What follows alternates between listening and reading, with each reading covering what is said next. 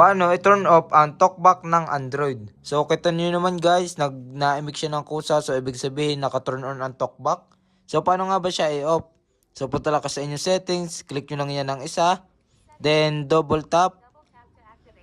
Then kapag nandito na kayo sa may settings, gamitan nyo ng 2 finger, then slide nyo pataas para makapunta kayo dito sa may system settings. Then click nyo lang uli ng isa.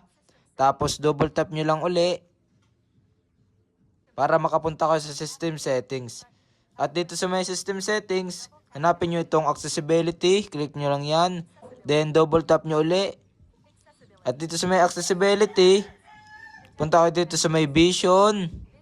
Then double tap nyo uli. At dito sa may vision, makikita nyo na yung talkback. So click nyo lang yung talkback. Then double tap nyo uli. Then makikita nyo na itong talkback. So, ito yung kanyang button. Click nyo lang yan. Then, double tap nyo uli. Then, may nag-pop up, turn off talkback. Tapping stop will stop talkback. Then, click nyo lang yung stop button. Then, double tap uli. At yan, automatic na tayo nakapag-turn off ng ating talkback sa Android.